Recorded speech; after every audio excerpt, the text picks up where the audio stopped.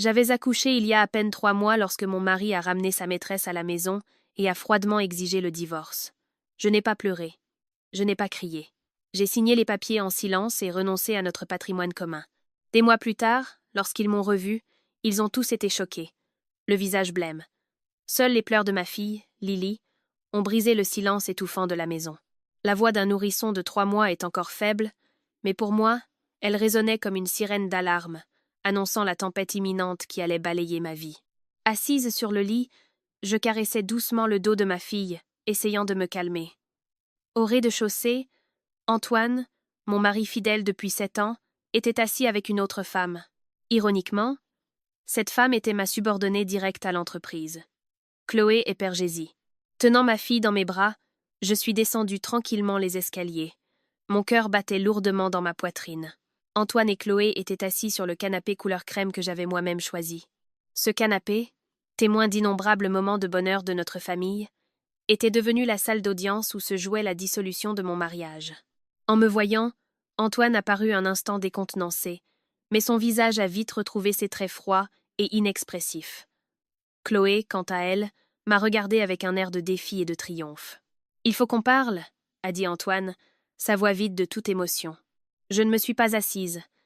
Je suis restée debout, silencieuse. D'une main, je tenais ma fille, de l'autre, j'ajustais sa couverture. Les pleurs de Lily se sont calmés, et elle s'est lentement endormie dans les bras de sa mère. J'ai regardé l'homme que j'avais aimé pendant 10 ans, Antoine. Depuis ses débuts de jeune diplômé jusqu'à aujourd'hui, en passant par la création de notre famille, j'avais vu ce visage, ces traits familiers, d'innombrables fois. Mais pourquoi me semblait-il si étranger aujourd'hui? À propos de quoi? Ai-je répondu, tout aussi froidement.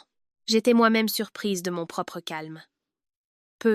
Être que lorsque la douleur atteint son paroxysme, on n'est plus capable de pleurer ou de crier. Antoine s'est raclé la gorge, a évité mon regard et a regardé ailleurs. Je pense qu'il vaut mieux qu'on en reste là. Je veux divorcer. Comme ces mots sortaient facilement de sa bouche, légers comme une brise, mais suffisants pour réduire mon âme en poussière. 7 ans de mariage, 10 ans d'amour, tout cela se terminait par une phrase aussi simple. J'ai regardé Chloé. Elle baissait les yeux, tortillant ses mains sur ses genoux, comme si elle n'était qu'une partie passive et innocente dans cette affaire. Une vierge pure et pitoyable, entraînée dans un amour coupable. Mais sa comédie n'était que ridicule. Quelle est la raison?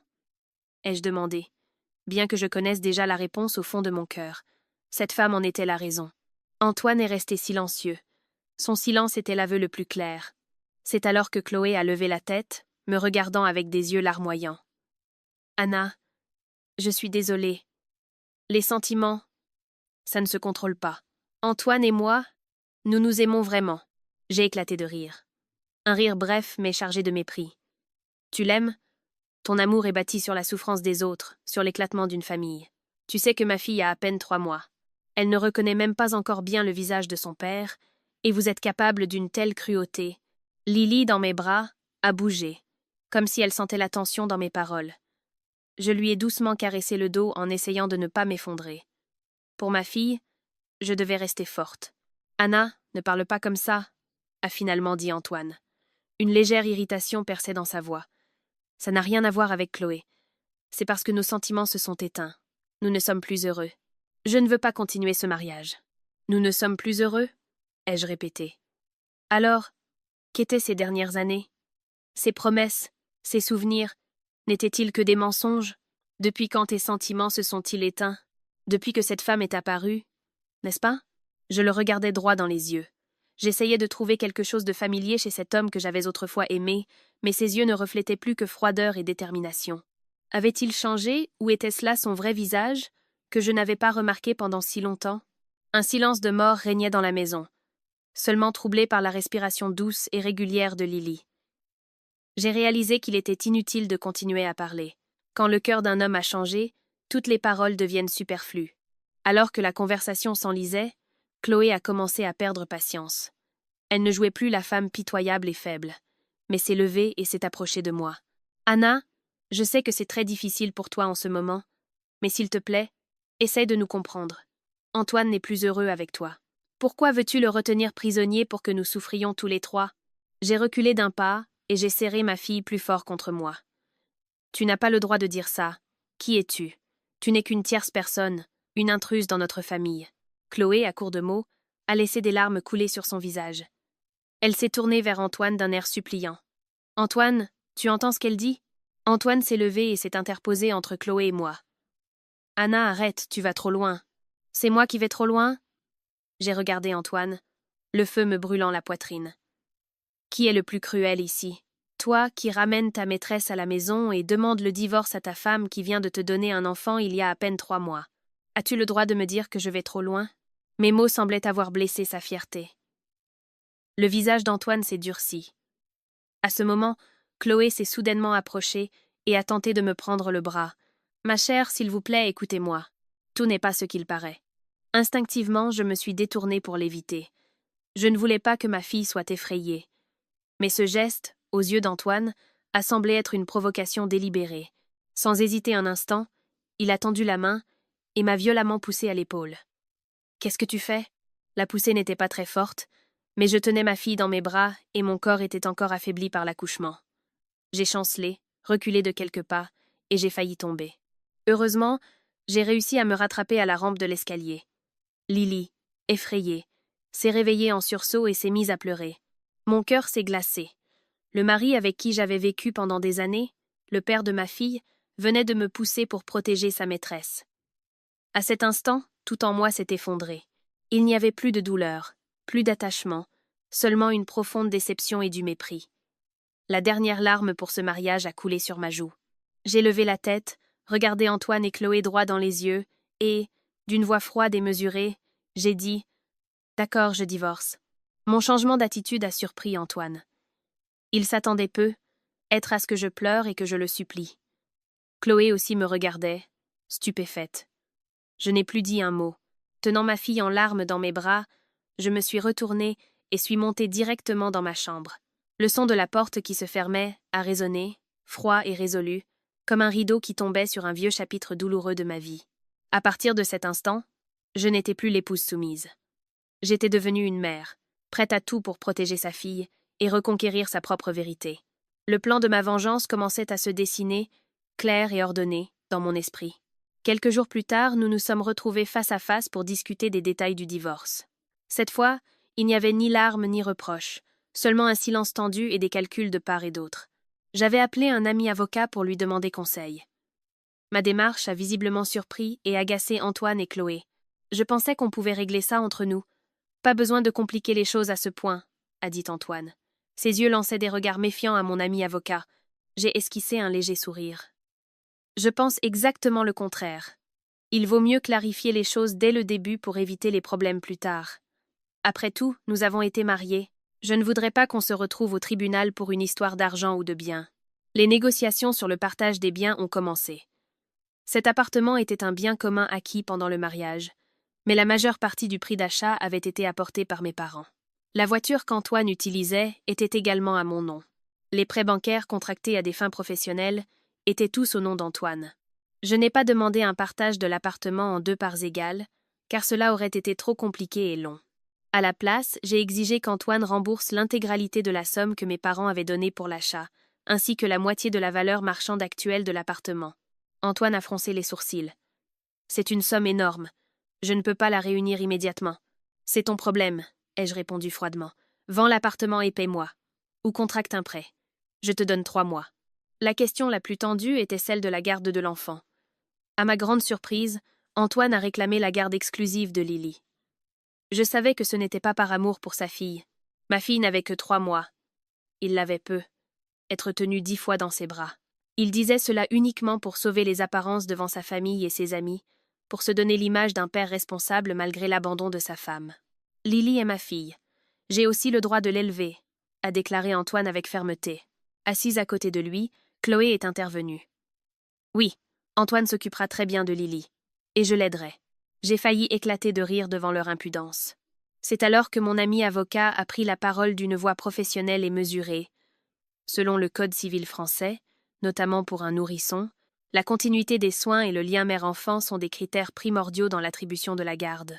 En l'absence de circonstances exceptionnelles, le juge des affaires familiales considère généralement que la garde par la mère sert au mieux l'intérêt supérieur de l'enfant. Madame Anna est tant sur le plan de la santé que sur les plans financiers et moral, tout à fait apte à élever son enfant. Si M. Antoine persiste à demander la garde, nous irons volontiers en justice. Mais nous sommes convaincus que le tribunal donnera raison à ma cliente. Les visages d'Antoine et de Chloé ont pâli. Ils ne s'y attendaient manifestement pas. Après un court silence, Antoine a renoncé à contrecœur. Enfin, est venue la question de la pension alimentaire. J'ai proposé une somme qui les a laissés tous les deux bouche bée. Un montant mensuel de plusieurs milliers d'euros, suffisant pour que Lily puisse vivre dans l'aisance et le confort les plus complets. « Tu es folle !» a presque crié Antoine. « Où veux-tu que je trouve tout cet argent pour te le verser? Ton revenu mensuel dépasse les 10 000 euros, n'est-ce pas? Je ne pense pas que cette somme soit impossible à payer. C'est ta responsabilité envers ta fille. Tu n'as peut-être plus besoin d'une femme, mais Lily restera ta fille pour toujours. Veux-tu qu'elle manque de quoi que ce soit? » ai-je rétorqué calmement, chaque mot touchant précisément son point faible. Chloé n'a pas pu se retenir plus longtemps. C'est presque du chantage. Antoine doit aussi commencer une nouvelle vie, et il doit penser à moi. Ça, c'est votre problème. Ma fille et moi n'avons rien à voir là-dedans, ai-je coupé froidement. Si vous n'êtes pas d'accord, retrouvons-nous au tribunal. Et là, il ne sera pas seulement question de pension alimentaire. Mais tous tes revenus et ton patrimoine seront examinés en toute transparence par le juge. C'est ce que tu veux? Antoine m'a regardé. Dans ses yeux, à côté de la colère, se lisait de l'impuissance. Il savait que je ne plaisantais pas. Finalement, après de longues négociations, il a accepté à contrecœur toutes mes conditions. Le visage de Chloé, assise à côté de lui, s'est assombri, et elle m'a lancé un regard assassin.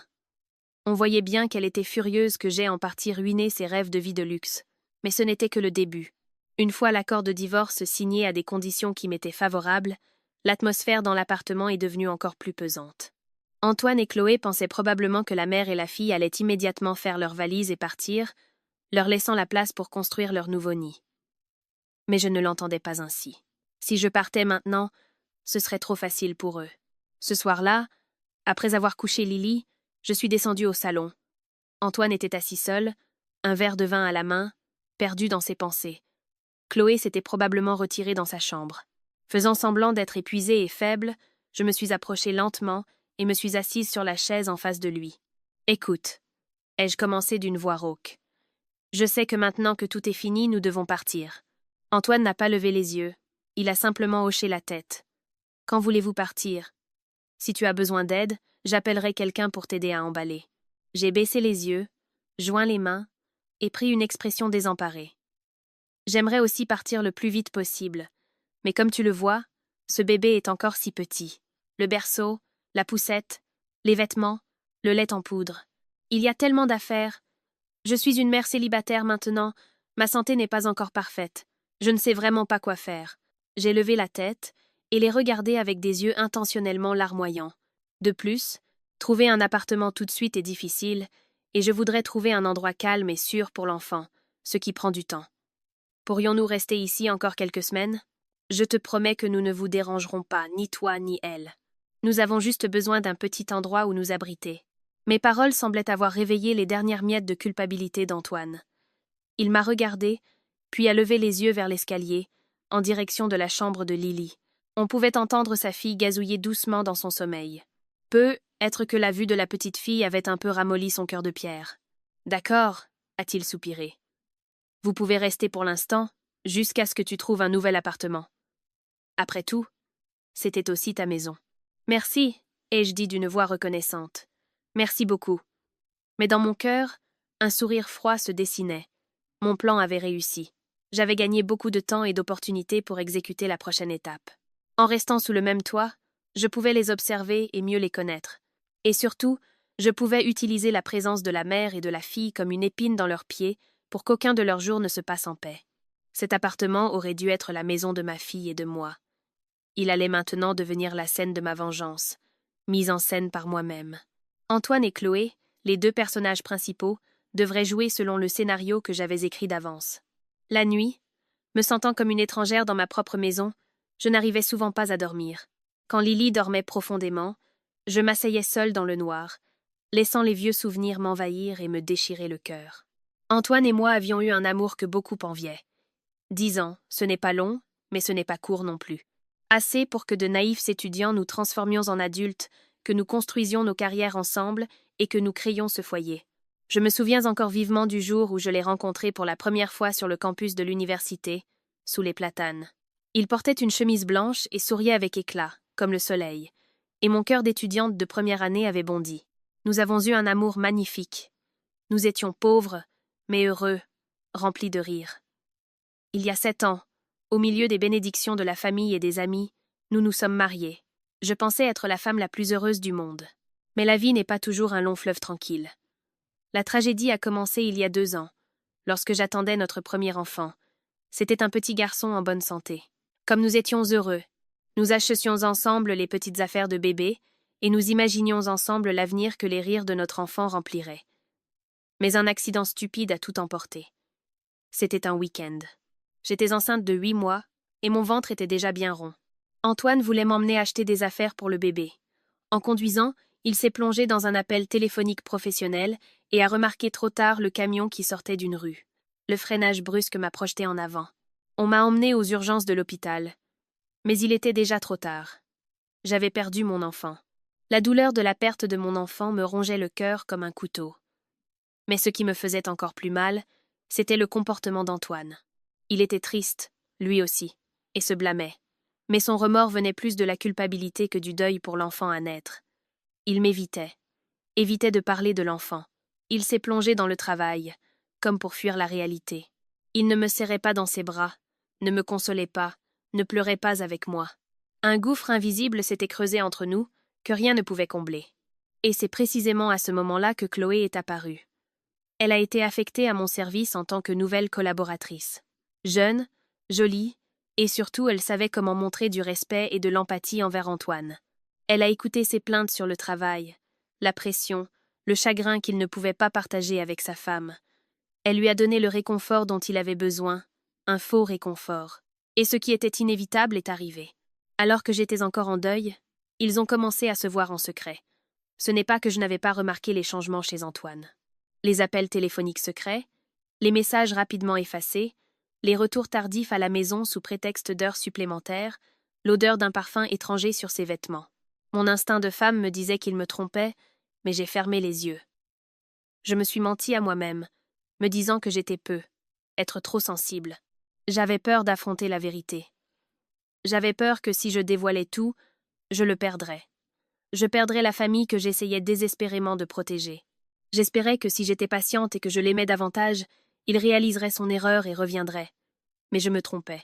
Mon silence n'a fait que le rendre plus audacieux. Et il a affiché de plus en plus ouvertement sa relation avec sa maîtresse. Et maintenant, il voulait effrontément me mettre à la porte de chez moi. La douleur de la perte de mon enfant et la trahison actuelle se sont mêlées, brûlant dans mon cœur comme un désir de vengeance. J'attendais en silence le jour où ce feu détruirait tout. Je n'étais pas une femme stupide. Seulement l'amour avait obscurci ma vision pendant un temps. Avant qu'Antoine ne rende tout public, j'ai profité de ma position de chef d'équipe pour enquêter discrètement sur Chloé. Ce n'était pas difficile, et ce que j'ai trouvé m'a surprise par son effronterie et ses méthodes. Chloé n'était pas la femme pure et innocente qu'elle prétendait être.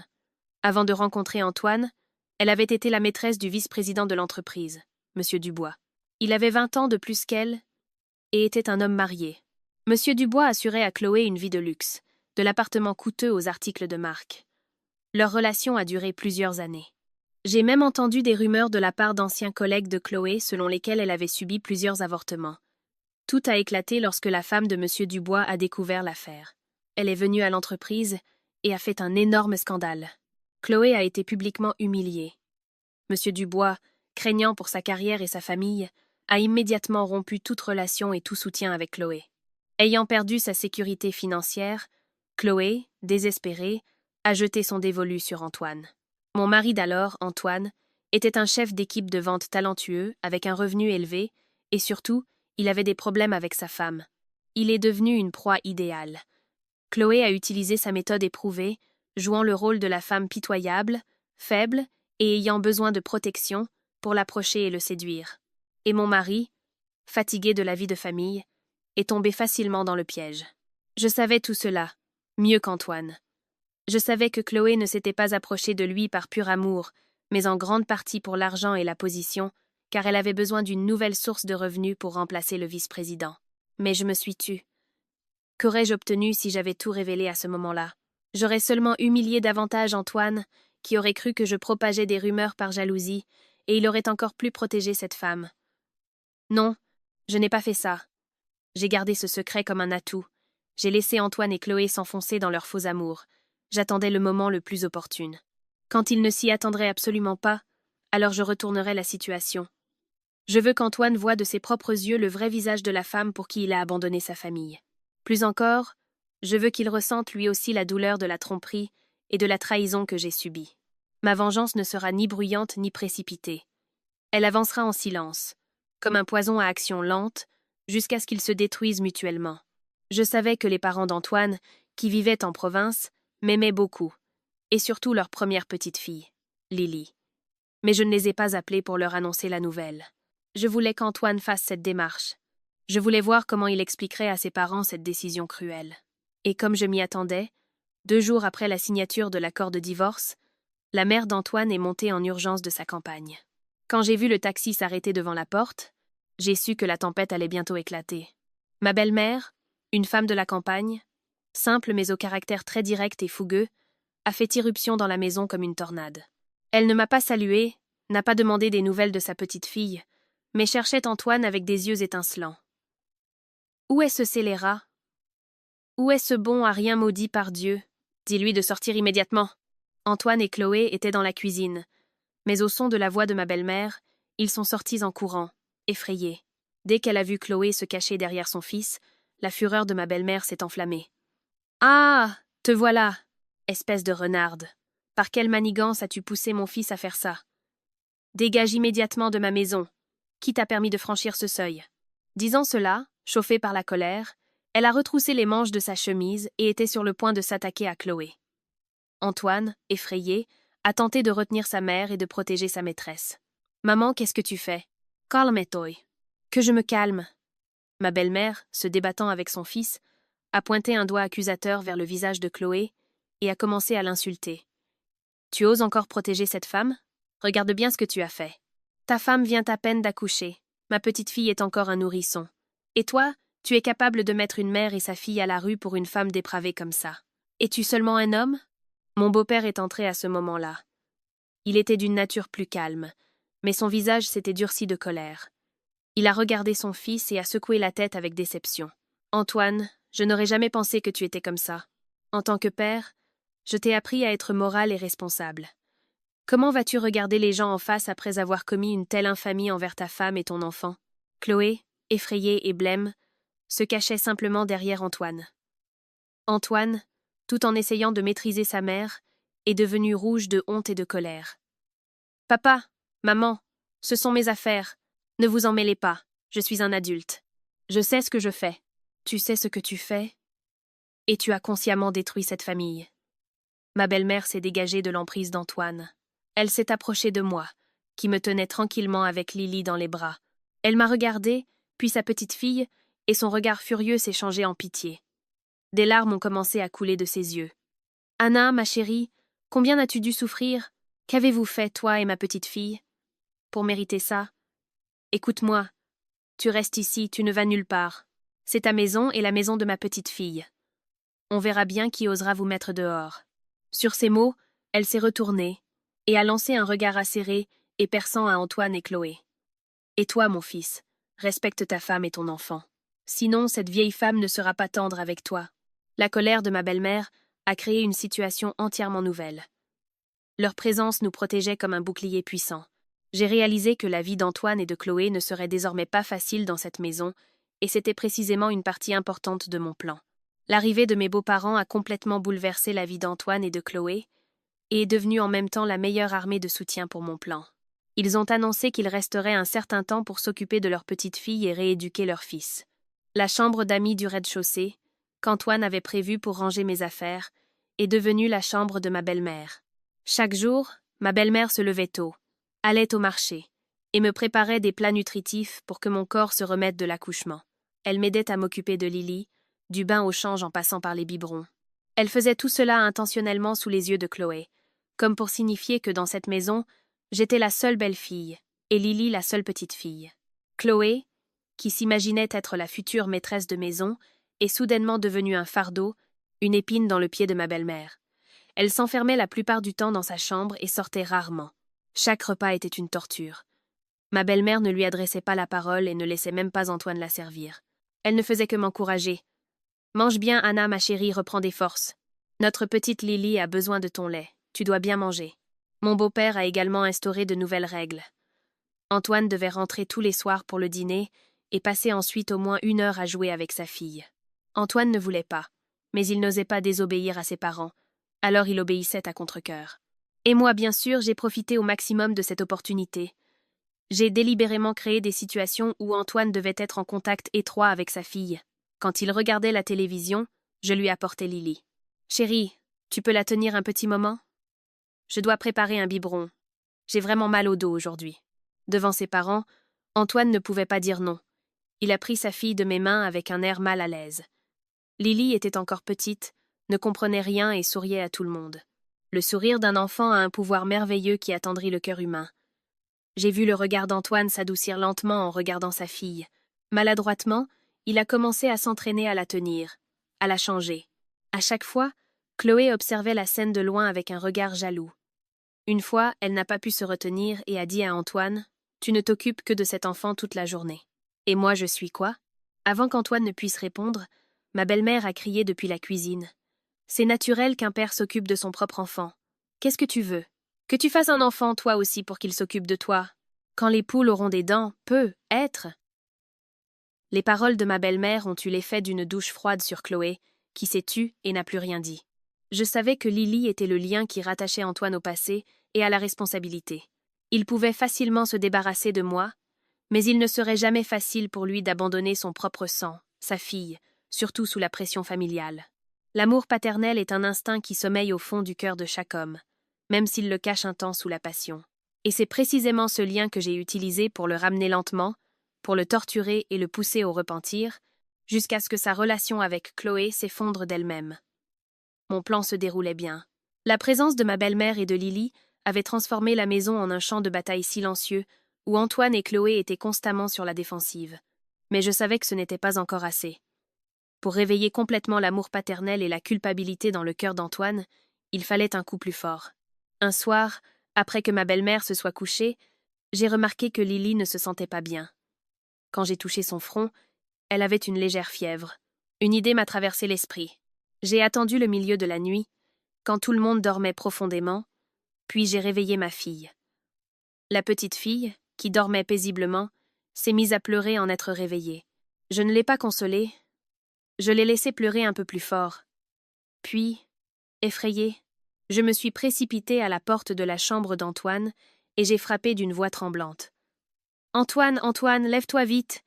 Lily a une très forte fièvre. » Les coups désespérés et les pleurs de l'enfant ont réveillé Antoine et Chloé. Antoine a ouvert la porte.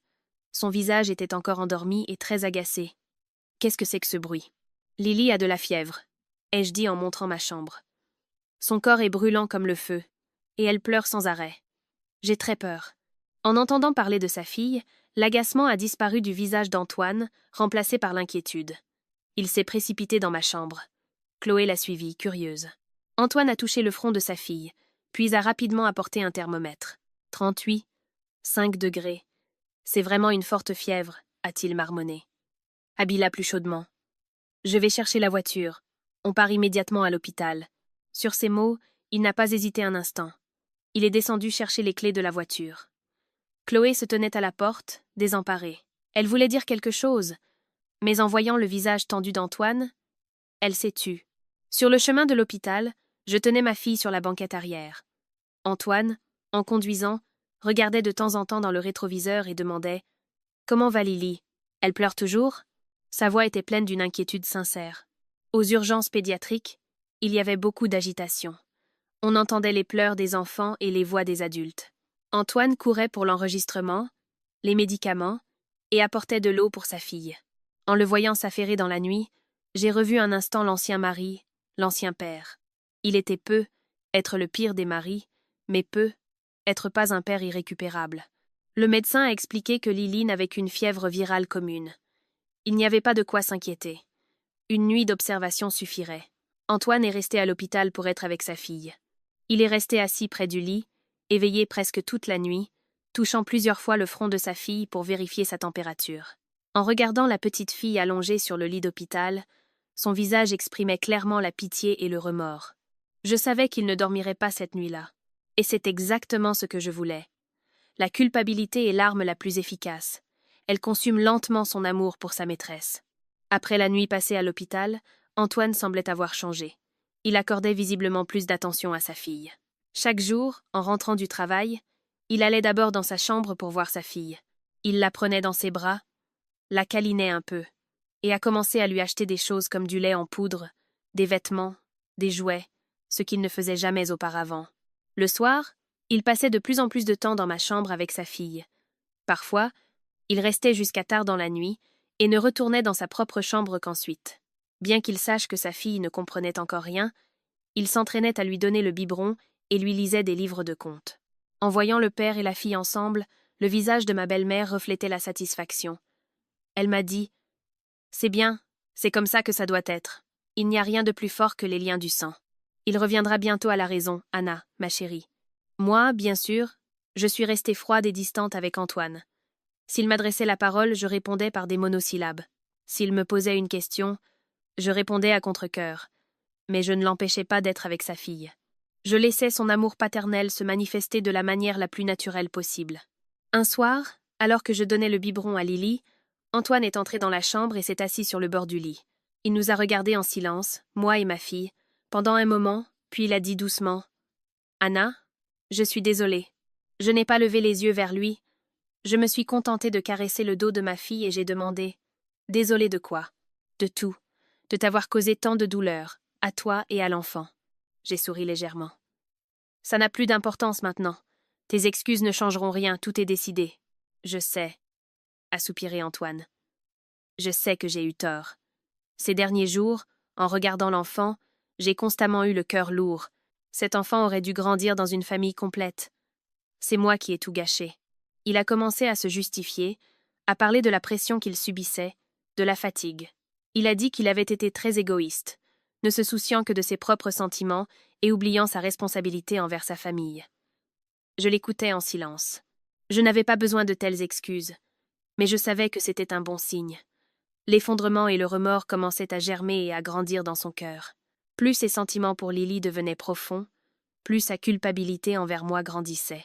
Et quand cette culpabilité serait assez grande, elle élèverait un mur entre lui et Chloé. Pendant ce temps, Chloé devenait de plus en plus nerveuse. Elle voyait clairement le changement chez Antoine. Elle le voyait s'éloigner progressivement d'elle et s'attacher à sa fille, et sa jalousie prenait de plus en plus le dessus. Ils se disputaient souvent. « Tu ne t'occupes que de cet enfant toute la journée. Et moi, je suis quoi dans cette maison ? Ne dis pas de bêtises. C'est ma fille, c'est normal que je m'occupe d'elle. Mais c'est avec moi que tu vas vivre à l'avenir. Tu ne devrais pas négliger le présent à cause du passé. » Leurs disputes devenaient de plus en plus fréquentes, et de ma chambre j'entendais tout. Chaque fois, je souriais. Tout allait dans la bonne direction. Je n'avais rien à faire, juste m'asseoir en silence et les regarder détruire eux-mêmes leur relation. La jalousie de Chloé a atteint son paroxysme. Elle a commencé à surveiller Antoine, à essayer de contrôler tous ses gestes liés à moi et à ma fille. Elle ne supportait pas qu'Antoine consacre de plus en plus de temps et d'attention à Lily. Et finalement, le moment de l'explosion est arrivé. Ce jour-là, Lily devait recevoir la 2e dose de son vaccin combiné quadrivalent. Antoine, comme promis, avait pris sa matinée pour emmener sa fille. Je ne m'y suis bien sûr pas opposée, c'était la responsabilité d'un père. Tôt le matin, alors que je préparais les affaires de ma fille, Chloé est soudainement entrée dans ma chambre. Elle portait une jolie robe et était soigneusement maquillée. « J'y vais aussi », a-t-elle déclaré d'un ton autoritaire. J'ai froncé les sourcils et les regardé. « Pourquoi ? C'est notre affaire de famille. »« De famille ?» a-t-elle ricané. « N'oublie pas que vous êtes divorcés et que je serai bientôt la femme d'Antoine. Son enfant est aussi mon enfant. Je veux voir comment il s'occupe de son enfant et acquérir de l'expérience. » Je ne voulais pas me disputer avec elle. Je savais qu'elle ne venait que pour surveiller et provoquer. Antoine, en descendant au rez-de-chaussée et en voyant Chloé prête, a semblé surpris et embarrassé. « Toi ? Pourquoi ? Reste à la maison te reposer. Je veux venir avec toi et le bébé, » a dit Chloé d'un ton mielleux en s'accrochant au bras d'Antoine. « On y va, n'est-ce pas ?» Antoine, flatté par sa maîtresse, a soupiré et a accepté. C'est ainsi que notre excursion au centre de vaccination a soudainement été rejointe par une invitée non désirée. La salle de vaccination était bruyante, remplie des pleurs des enfants et de la foule. Antoine semblait être un père très expérimenté. Il tenait sa fille dans ses bras, la câlinait et a rapidement réglé les formalités administratives. Après la piqûre, Lily s'est mise à pleurer. Antoine l'a prise dans ses bras et lui a doucement caressé le dos. Et c'est à ce moment-là que Chloé n'a plus pu se retenir. Elle se tenait à côté d'eux, regardant le moment intime entre Antoine et Lily avec des yeux étincelants, puis a commencé à parler si fort que les gens autour d'elle pouvaient l'entendre. Cet enfant est si agaçant, il pleure pour une piqûre comme s'il allait mourir. Si j'ai un enfant, je ne le laisserai certainement pas faire de tels caprices. Ces mots ont été comme des coups de poignard dans nos deux cœurs. Antoine a froncé les sourcils et a regardé Chloé. « De quoi tu parles ? C'est un enfant. C'est normal qu'il pleure. Tu ne vois pas que les autres enfants pleurent aussi ? Mais là, c'est trop. J'en ai mal à la tête, a poursuivi Chloé. Peut être que sa mère ne l'élève pas correctement. Il se met à pleurer pour un rien. Tais-toi, suis-je intervenue. Ma voix était glaciale. Ne juge pas mon enfant, tu n'en as pas le droit. Je n'en ai pas le droit ? S'est emportée Chloé. Je vais aussi donner un enfant à Antoine. Je serai la nouvelle mère de cet enfant. Pourquoi n'aurais-je pas le droit ? Notre dispute a attiré l'attention des gens autour de nous. Ils nous regardaient avec des regards curieux et chuchotaient. Antoine, mort de honte, a attrapé la main de Chloé. « Arrête, rentrons à la maison. » C'est alors que Chloé s'est soudainement tenue le ventre. Son visage s'est tordu et elle s'est lentement accroupie. « Aïe, j'ai très mal au ventre. Aide-moi, mon chéri. » Notre bébé. La salle de vaccination a basculé dans le chaos en un instant. Antoine a complètement paniqué. Il m'a rapidement tendu Lily et a soutenu Chloé. « Qu'est-ce qui ne va pas ? Où as-tu mal ? » « Mon ventre. J'ai très mal au ventre. Je vais faire une fausse couche, mon chéri, » a pleuré Chloé d'une voix rauque. Je suis restée là, observant calmement sa mauvaise comédie. Faire une fausse couche. Elle n'aurait pas pu trouver une meilleure excuse. Mais Antoine y a cru. Paniqué, il a appelé un taxi, a porté Chloé dans ses bras jusqu'à la voiture et s'est précipité vers la maternité la plus proche. Lily et moi sommes restés derrière. J'ai regardé le taxi s'éloigner et j'ai souri avec mépris. Je me demande combien de temps tu vas jouer cette comédie. Avec Lily dans mes bras, je suis rentrée à la maison. Ma belle-mère, en voyant que nous n'étions que toutes les deux, a demandé avec inquiétude. « Où est Antoine ? Où est passée cette Chloé ? Comment se fait-il que tu sois rentrée seule avec ma petite fille ?» Calmement, j'ai tout raconté ce qui s'était passé au centre de vaccination. Bien sûr, du point de vue de la victime. J'ai souligné que Chloé avait délibérément provoqué, insulté Lily, puis avait soudainement faim une douleur au ventre. Ma belle-mère, en écoutant, a tapé sur la table de colère. « Quoi ? Qu'est-ce que cette sorcière manigance encore ? Elle est vraiment comme un serpent. Elle s'en prend même à un nourrisson. Dieu la punira. » Mon beau-père était plus calme. « Attendons qu'Antoine rentre et nous dise ce qui s'est passé. Mais cette demoiselle Chloé n'a vraiment pas bon caractère. » Environ 2 heures plus tard, Antoine est rentré seul. Sur son visage, à côté de la fatigue, se lisait une émotion complexe, indescriptible. « Comment va Chloé ?» ai-je demandé en feignant l'inquiétude. Antoine s'est affalé sur une chaise, s'est versé un verre d'eau et l'a bu d'un trait. Elle est enceinte. Toute la maison est devenue silencieuse. Je m'y attendais, donc je n'ai pas été surprise. Mais mes beaux-parents étaient stupéfaits. Ma belle-mère a demandé, abasourdie. « Quoi ? Elle est vraiment enceinte ? » ?»« Oui. Le médecin dit qu'elle est à 6 semaines. Elle s'est vraiment énervée tout à l'heure et a eu de légers symptômes de fausse couche, mais maintenant elle va bien. Le médecin a dit qu'elle devait se reposer à la maison et éviter les chocs émotionnels. L'atmosphère dans la maison s'est alourdie. Qui que soit le père de l'enfant, c'était le sang de la famille. Cela changeait complètement la situation. Ma belle-mère, qui jusqu'alors insultait Chloé, s'est maintenant assombrie et n'a plus rien dit. Elle m'a regardée, ses yeux reflétant des excuses. Je savais à quoi elle pensait. Autant elle m'aimait, autant le désir d'avoir un petit-fils était profondément enraciné dans le subconscient des générations précédentes. Antoine m'a regardé et a dit d'un ton d'excuse. « Anna, je sais que c'est très soudain. Mais maintenant que Chloé attend mon enfant, je dois prendre mes responsabilités. »« Qu'est-ce que ta responsabilité a à voir avec moi ?» ai-je répondu d'un ton glacial. « Nous sommes divorcés. Avec qui tu te maries, avec qui tu as des enfants, ce sont tes affaires. Paie juste la pension alimentaire de Lily à temps. » Sur ces mots, Je suis montée dans ma chambre avec ma fille, laissant derrière moi le tourbillon d'émotions complexes. J'ai réalisé que le combat serait un peu plus difficile. Chloé avait maintenant un atout. Ma belle-mère, bien qu'elle ne l'aime pas, ne l'attaquerait pas aussi durement qu'auparavant à cause du petit enfant dans son ventre. Antoine sentirait aussi qu'il avait une raison légitime de rester à ses côtés. Mais ce n'était pas grave. J'avais encore un atout. De quoi aurais-je peur d'un enfant d'origine inconnue? Laissons-les se réjouir. Plus la joie est grande, plus la déception sera profonde quand la vérité éclatera. La nouvelle de la grossesse a apporté un changement subtil mais évident dans la maison. Ma belle-mère n'insultait plus Chloé. Son comportement restait froid, mais elle a commencé à préparer des plats nutritifs supplémentaires pour la femme enceinte. Mais en servant la nourriture, elle continuait de dire « J'ai préparé ça pour Anna. Toi, mange juste bien et reprends des forces. Le reste, Chloé a compris et a mangé en silence, ne demandant rien. » Antoine jouait le rôle de l'homme responsable. Il s'occupait plus attentivement de Chloé, mais ne négligeait pas non plus Lily. Il essayait probablement désespérément de trouver un équilibre entre le passé et l'avenir, mais cet effort ne faisait que l'épuiser et le tourmenter davantage. J'observais tout cela et j'ai réalisé que mon heure était venue. Je devais lancer une bombe sur ce faux équilibre.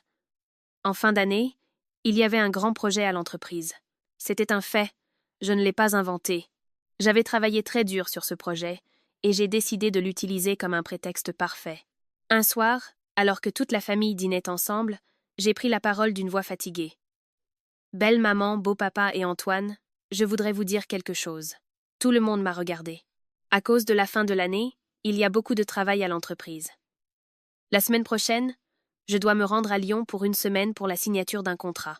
Mais je ne sais pas quoi faire avec Lily. Ma belle-mère a réagi immédiatement. « Ne t'inquiète pas pour le travail, vas-y. Nous nous occuperons de notre petite fille. Antoine est là aussi. Pourquoi t'inquiètes-tu? » C'est exactement cette phrase que j'attendais. J'ai pris un air d'excuse.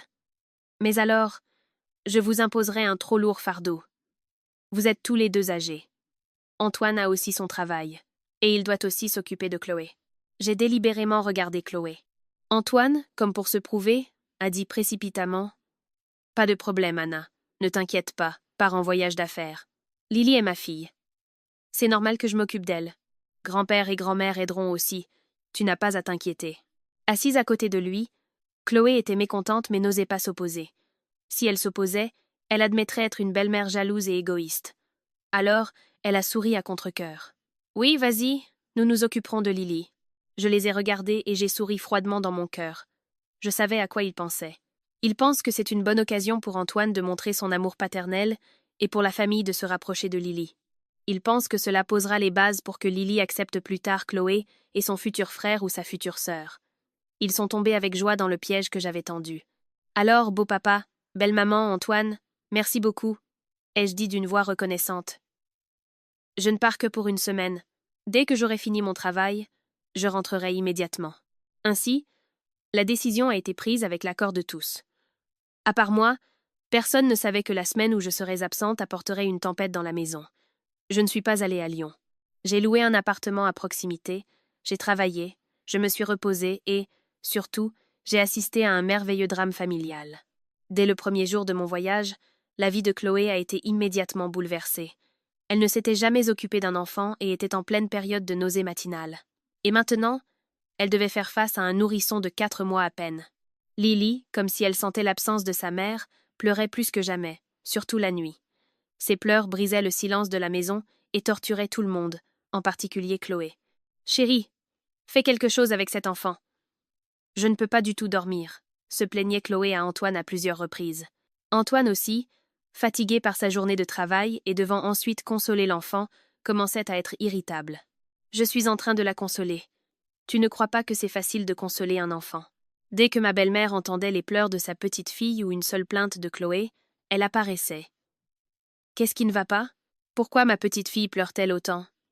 Elle prenait rapidement Lily et regardait Chloé. « Elle a faim, non? Ou peut être que sa couche est mouillée.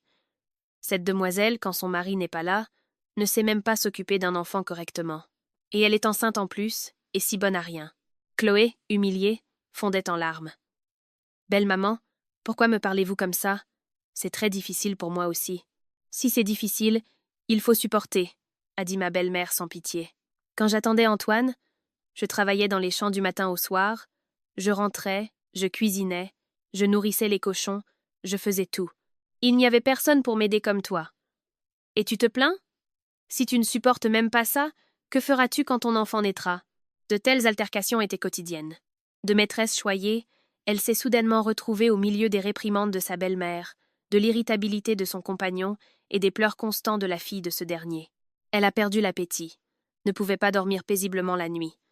Le foyer qu'elle croyait être un paradis était maintenant littéralement devenu un enfer. Elle a commencé à déverser sa colère sur Antoine. « Tout est de ta faute. Pourquoi gardes-tu encore le contact avec cette femme et sa fille? Et maintenant, c'est moi qui souffre pour ça. Je t'ai dit que je devais assumer mes responsabilités envers ma fille, » a rétorqué Antoine, lui aussi à voix haute. « Si tu viens vivre avec moi, tu dois aussi accepter mon enfant. Mais je ne pensais pas que je devais aussi accepter tes parents et vivre dans de telles conditions. Déménageons et vivons tous les deux. Déménager? Facile à dire. D'où aurons-nous l'argent? L'affaire de l'appartement n'est même pas encore réglée avec Anna. Ne me demande pas l'impossible. » La guerre a continué. Ils se sont disputés du salon à la chambre à coucher. Un jour, même les assiettes ont volé. Ma belle-mère secouait la tête, mais on voyait qu'elle était satisfaite au fond d'elle. Elle les laissait de plus en plus résoudre leurs conflits entre eux. Dans mon appartement, je recevais de temps en temps un appel de ma belle-mère. Elle me racontait ce qui se passait dans la maison. Dans sa voix, à côté des soupirs, on sentait une petite satisfaction. J'écoutais et je souriais. Tout se déroulait mieux que ce à quoi je m'attendais. En quelques jours, ils étaient devenus comme l'eau et l'huile. Je me demande ce qu'il restera de cette maison à mon retour. Peu, être seulement les cendres d'une mauvaise relation. Exactement le 7e jour, un dimanche après-midi, j'ai décidé qu'il était temps de rentrer. Cette semaine-là, je m'étais concentrée sur mon travail et m'étais suffisamment reposée. Plus importante encore, j'avais contacté le très respecté vice-président Dubois. Quelques mois plus tôt, après que son affaire avec Chloé ait éclaté, j'avais habilement obtenu son numéro de téléphone personnel par l'intermédiaire d'un collègue proche. Je ne lui ai envoyé qu'un seul message. « Bonjour, monsieur le vice-président Dubois. Je suis Anna, la femme d'Antoine. Il semble que nous ayons une ennemie commune, Chloé. J'ai quelques informations qui pourraient vous intéresser. Si vous souhaitez retrouver votre fierté perdue, nous pourrions nous rencontrer. » Le vice-président Dubois, un homme qui en avait vu d'autres mais qui était furieux d'avoir été trompé par une femme, a accepté sans hésiter. Nous avons eu une longue conversation. Je lui ai tout raconté. Comment Chloé avait détruit ma famille et qu'elle attendait maintenant un enfant pour retenir mon ex-mari. La fureur de l'homme trompé s'est ravivée en lui, et il était ravi de coopérer. J'ai convenu avec lui de me retrouver dans un café près de notre maison.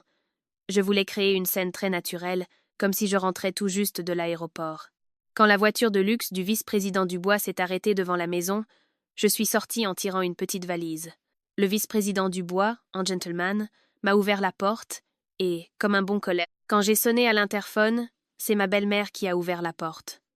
Dès qu'elle m'a vue, son visage s'est illuminé. « Anna, ma chérie, tu es rentrée. Toute la famille t'attendait avec impatience. Entre. » Mais ensuite, elle a vu le vice-président Dubois. Son apparence d'homme d'âge mûr, gentleman et élégant, l'a un peu surprise. « Oh, bonjour. J'ai fait les présentations. Il est le vice-président de l'entreprise, monsieur Dubois. Il m'a ramené de l'aéroport.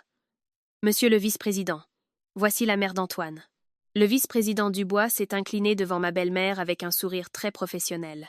« Bonjour, madame. Je ne faisais que ramener Anna. Je m'en vais. Oh, mais quel aimable invité. Entrez, je vous en prie, prenez une tasse de thé. » Ma belle-mère a poliment invité l'hôte à entrer. C'est ainsi que l'invité surprise, délibérément placée, est entrée confortablement dans la maison. Dans le salon, à ce moment-là, tout le monde était présent. Mon beau-père lisait le journal. Antoine, le visage fatigué après une semaine de bataille, essayait de consoler Lily. Et Chloé, elle aussi semblait fatiguée, était assise sur le canapé, se tenant le ventre. Quand Chloé a levé la tête et a vu l'homme qui entrait avec moi, son visage a changé en un instant, devenant blanc comme un linge. Ses yeux se sont écarquillés d'incrédulité. Elle a bégayé. « M. Monsieur le vice-président. » Antoine, qui était occupé à consoler sa fille, a levé la tête au son de la voix de Chloé. Il a reconnu son patron et s'est levé précipitamment pour le saluer, Mais il ne pouvait cacher sa surprise. Monsieur le vice-président, qu'est-ce que vous faites ici? Le vice-président Dubois n'a pas regardé Antoine. Son regard était fixé sur Chloé. Un mélange de mépris et de dérision se lisait dans ses yeux. Il a esquissé un sourire en coin. Ah, tout le monde est là. Quelle coïncidence. Chef d'équipe Antoine, tu n'es pas rien non plus. Pendant que tu flirtes avec la subordonnée de ta femme, tu as même le temps de t'occuper de la maîtresse de ton patron. Toute la pièce s'est figée en un instant. La comédie avait officiellement commencé. Les paroles du vice-président Dubois ont explosé comme une bombe au milieu du salon silencieux. Mon beau-père et ma belle-mère ne comprenaient pas ce qui se passait. Antoine, quant à lui, était figé, blême. Il a regardé Chloé, puis à nouveau son patron. La confusion se lisait dans ses yeux. Monsieur le vice-président, qu'est-ce que cela signifie? Je ne comprends pas. Le vice-président Dubois a éclaté de rire. Un rire de satisfaction d'avoir pris le contrôle. Il s'est assis confortablement sur le canapé, a croisé les jambes et a regardé droit dans les yeux de Chloé qui tremblait. Si tu ne comprends pas, je vais t'expliquer. Cette charmante femme-là, avant d'être ta maîtresse, c'est moi qui l'entretenais pendant 3 ans. L'appartement où elle vivait, la voiture qu'elle conduisait, les articles de marque qu'elle utilisait, tout venait de mon argent. Tu savais ça? Antoine était abasourdi. La bouche bée, il regardait Chloé comme s'il voyait une extraterrestre. C'est vrai ce que dit monsieur le vice-président? Chloé blême bégayait. Non, ce n'est pas vrai. Antoine ne le croit pas. Il ment. Il veut me discréditer.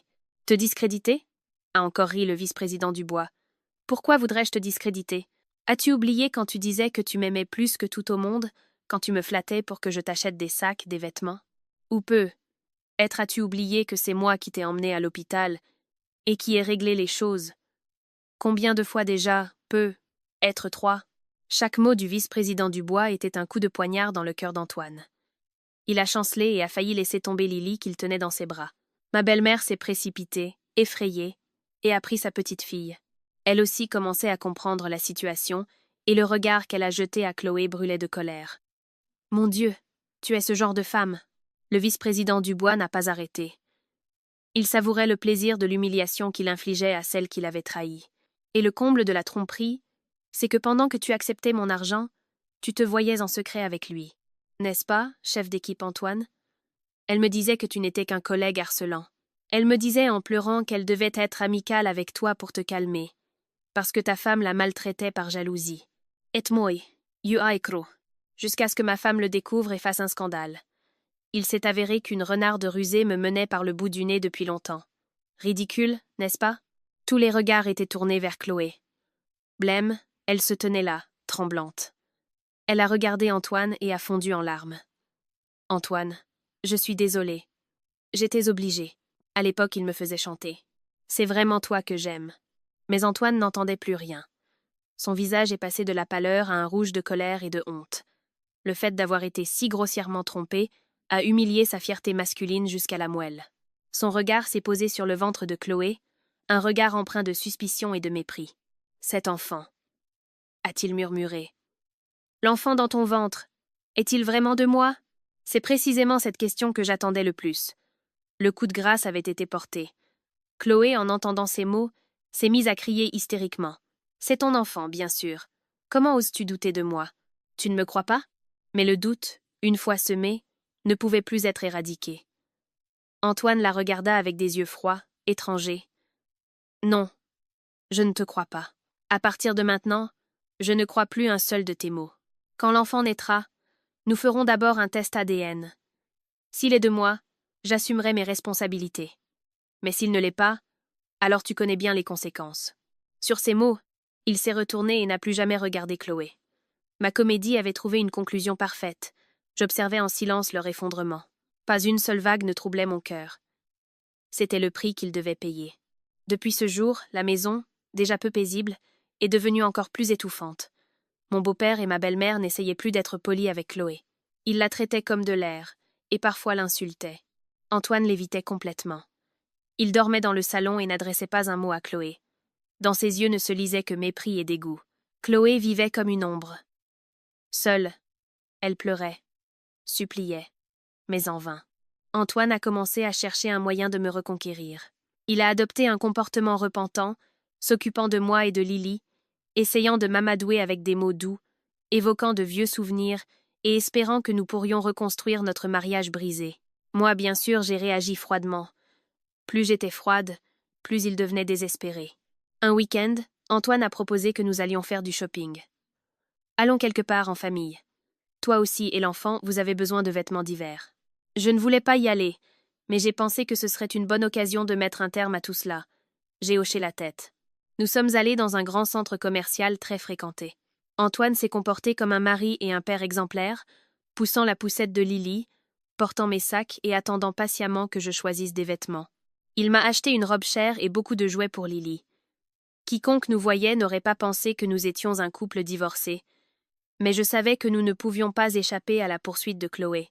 Poussée par le désespoir et la jalousie, elle nous avait secrètement suivis. Alors que nous nous amusions au rayon des jouets pour enfants, elle est soudainement apparue. Son visage était creusé, ses cheveux en désordre.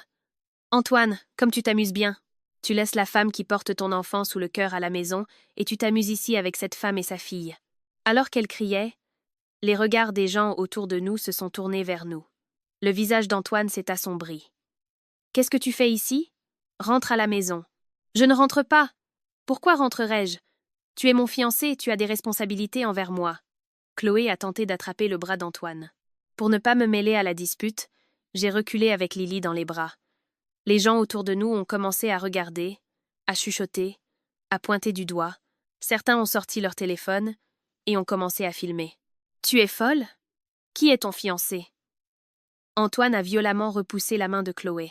« Je t'ai dit que tout serait clair quand l'enfant naîtrait et que nous aurions le test ADN. » Les mots d'Antoine ont jeté de l'huile sur le feu. « Un test ADN ? Comment oses-tu dire une chose pareille ? Tu ne me crois pas, tu ne crois pas ton propre sang. » Chloé pleurait en frappant la poitrine d'Antoine. Pendant la bousculade, accidentellement ou intentionnellement, Chloé a trébuché sur un jouet qui traînait par terre. Elle a chancelé et est tombée. Un cri a retenti. Tout le monde était stupéfait. J'ai vu le sang rouge se répandre sur le carrelage blanc entre ses jambes. Chloé se tenait le ventre. Son visage était tordu par la douleur. « Le bébé ! Notre bébé ! Vous l'avez tué !» Cette fois, ce n'était pas de la comédie.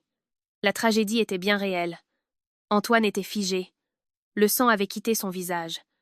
Autour de lui, on entendait des cris, des appels au secours. Au milieu du chaos, je serrais fort ma fille dans mes bras et, avec des yeux vides d'émotion, je regardais la scène. Tout devait se terminer. Chloé a été transportée aux urgences de l'hôpital. Mais il était déjà trop tard. L'enfant n'a pas pu être sauvé. Ironiquement, les examens ultérieurs ont montré que l'enfant était un garçon et que, d'après son groupe sanguin, il était très probablement l'enfant d'Antoine. Mais maintenant, cela n'avait plus d'importance. Antoine était assis, abasourdi, dans le couloir de l'hôpital. Sa tête était vide. Le choc était trop grand pour lui. Le scandale au centre commercial, la chute de Chloé, la vue du sang sur le sol, et maintenant cette perte. Tout s'est abattu sur lui en même temps, et il était impuissant. Il avait perdu un enfant dont il ne savait même pas avec certitude s'il était le sien. La culpabilité, le regret, la fatigue et le dégoût l'ont submergé.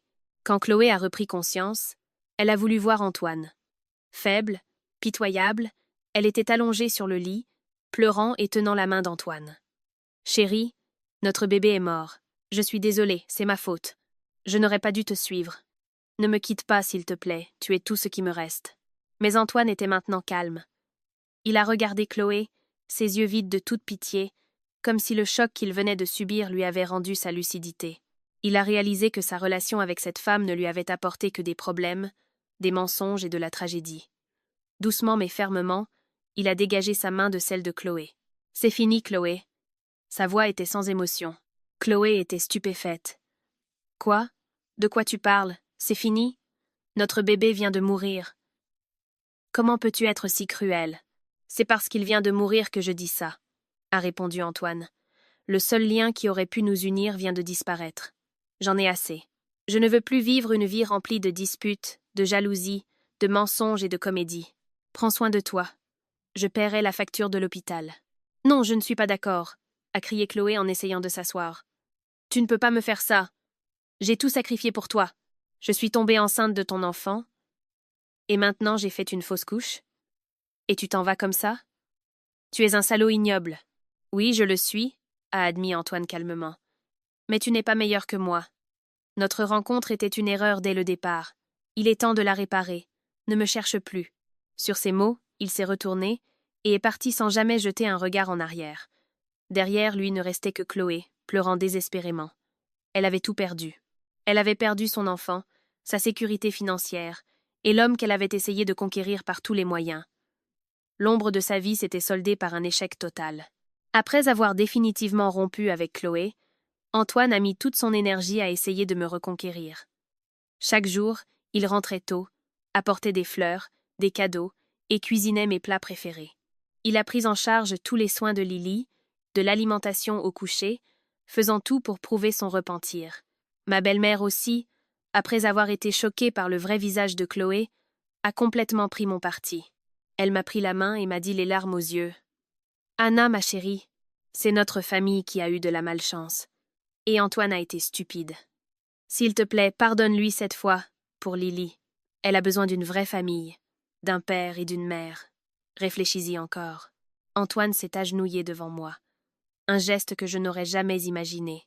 « Anna, je sais que je t'ai causé énormément de douleur. Je ne te demande pas de me pardonner immédiatement. Mais s'il te plaît, donne-moi une chance. Une chance de réparer mes erreurs et de me racheter auprès de toi et de notre fille. Remarions-nous. Pour l'enfant, pour son avenir, ne pourrions-nous pas recommencer? » Il me regardait avec un regard sincère et suppliant, comme si tout était rentré dans l'ordre. La traîtresse avait payé, le mari égaré avait retrouvé le chemin de la maison, comme la fin heureuse d'un conte de fées. Mais je n'étais plus la princesse naïve d'autrefois. Je les regardais en silence, ainsi que ses parents, puis j'ai doucement souri.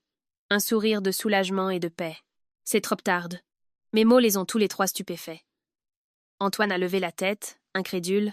« Anna ? » « Quoi ? » J'ai dit qu'il était trop tard, ai-je répété d'une voix calme et claire. Un navire qui est parti ne revient jamais, et un miroir brisé ne sera jamais plus comme avant. Aucune excuse n'efface les fautes. Je me suis levée, je me suis approchée de la fenêtre, et j'ai regardé le petit jardin devant la maison. Pendant ce temps, je ne suis pas restée inactive. J'ai demandé ma mutation, et elle a été approuvée. Je me suis retournée vers eux et j'ai dit d'un regard déterminé. « La semaine prochaine, je prends mes fonctions de directrice de la filiale européenne de l'entreprise. Je pars pour une longue durée. Peut être 3 ans, peut être 5, peut être même plus. » Antoine s'est levé d'un bond, le visage abasourdi. « L'Europe ? Pourquoi si soudainement ? Pourquoi ne m'as-tu rien dit ? Pourquoi aurais-je dû ? » Ai-je souri légèrement. « Nous sommes divorcés. J'ai ma propre vie, tu as la tienne. Merci de m'avoir montré le vrai visage de l'amour et du mariage. C'est à tes dépens que j'ai réalisé que pour une femme, le plus important est sa carrière et son indépendance. » Mes mots, comme le dernier coup, ont anéanti le dernier espoir d'Antoine. Il s'est figé et a réalisé qu'il m'avait perdu pour toujours. Une semaine plus tard, j'avais tout réglé pour clore complètement le passé. J'ai vendu l'appartement, plein de souvenirs heureux et tristes. Mon beau-père et ma belle-mère étaient très tristes de se séparer de leur petite fille, mais ils ont compris qu'ils ne pouvaient pas me retenir. Ils m'ont dit de prendre soin de moi et de les appeler souvent pour que leur petite fille puisse parler à ses grands-parents. J'ai aussi appelé ma mère pour qu'elle vienne avec moi. Elle avait travaillé pendant des années pour ses enfants. Il était temps pour elle de se reposer et de profiter de la vie. Antoine est également venu à l'aéroport. Il était hagard. Il avait vieilli de 10 ans. Il n'a rien dit, il nous a juste regardés en silence, moi et ma fille. Le regret et la douleur se lisaient dans ses yeux. Il a donné à Lily un énorme ours en peluche. « Ton père a fait une erreur. Je n'ai pas été un bon père. J'espère que quand tu seras plus grande, tu ne me détesteras pas. » Je n'ai rien dit, j'ai juste hoché la tête en guise d'adieu. Alors que nous nous dirigions vers l'enregistrement et la porte d'embarquement, une scène laide se déroulait devant l'entrée de l'aéroport. Chloé, qui sait comment, avait appris que je partais et avait suivi Antoine jusqu'ici pour l'intercepter. Elle pleurait, suppliait, insultait, et Antoine essayait de se débarrasser d'elle. Les 2 personnes, au milieu de cet endroit bondé, ont recommencé une bousculade et une dispute déjà familière, sous les regards curieux et les doigts pointés des badauds. Je ne voulais plus regarder. Je me suis détournée. Ma mère a soupiré. Leur karma est vraiment profond. J'ai souri et j'ai pris ma fille dans mes bras. Lily, comme un ange, dormait avec un visage paisible. Cet enfant grandirait dans un nouvel environnement, une nouvelle vie, sans être perturbé par les tristes histoires des adultes. Le cœur en paix, j'ai franchi le contrôle de sécurité, laissant derrière moi le passé, la trahison, la maîtresse pitoyable et les jours douloureux. Le haut-parleur a annoncé que le vol pour Paris allait bientôt décoller. À travers la baie vitrée, j'ai regardé le ciel bleu. Un avenir radieux nous attendait, la mère et la fille. Ma vengeance s'était achevée de la manière la plus douce et la plus parfaite qui soit. Je ne les avais pas détruits par la haine, mais je m'étais libérée et j'avais emprunté un nouveau chemin dans la vie. C'était la vengeance la plus noble et la plus glorieuse.